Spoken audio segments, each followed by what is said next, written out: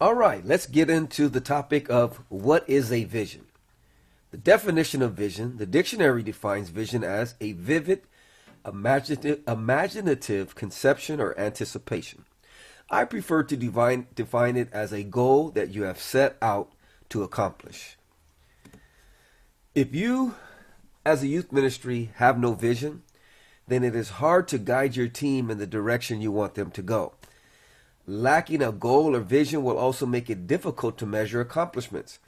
So if I'm a youth leader, the first thing I need to have is a vision.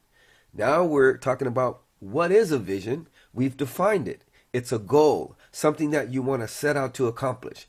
Now, if a youth ministry has no vision, then it's hard to guide your team because we don't know where we want to go. Now, lacking a goal or vision will also make it difficult to measure accomplishments. How do you know if you're ever reaching something if you don't have the goal? Having a youth ministry with no vision is like running on a spiritual treadmill. There can be lots of action, lots of work, lots of sweat, and all kinds of movement, but no progress. That's why it's important to make sure that you have a vision and that we're constantly communicating that vision. Simple practical steps. Let me give you an example.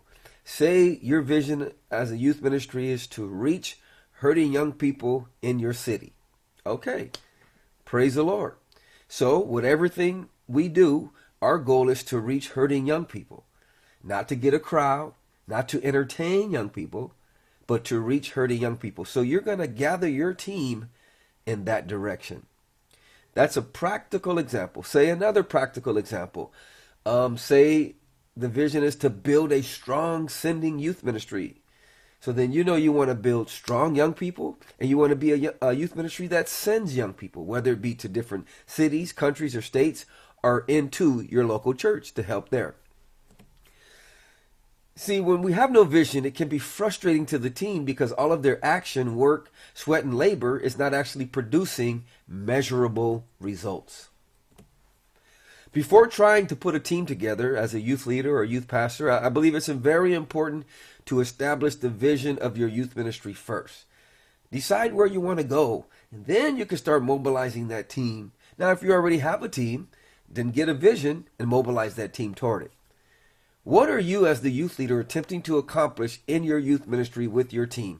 That needs to be defined right away. Because what can happen is we could do a lot of activities, a lot of events, but it's not taking us in the direction we want to go. Now, on the other hand, when you have a goal, you have a vision, each activity that you do is going to try to take you in that direction. And then you don't get sidetracked. All right. Now, once you know the vision, you can start putting a team together who will help you reach this vision. A team is said to be two or more people who are working together to accomplish a goal.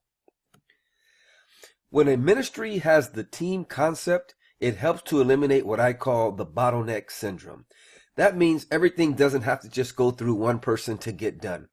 I love it when my team that I'm working with is moving on ideas, moving on things, getting things done, and they don't have to come to me to get permission to do it. Now, I'm not saying your team just goes out and does whatever, but they're doing things to move us toward our goal. I love it. Your goal can be short-term or long-term, or your vision, however you want to state it, your goal, vision. It can be a short-term goal or vision, or it could be a long-term goal or vision. The important thing is that it is established and used as a guide and a reference for your youth ministry. In other words, where are we headed?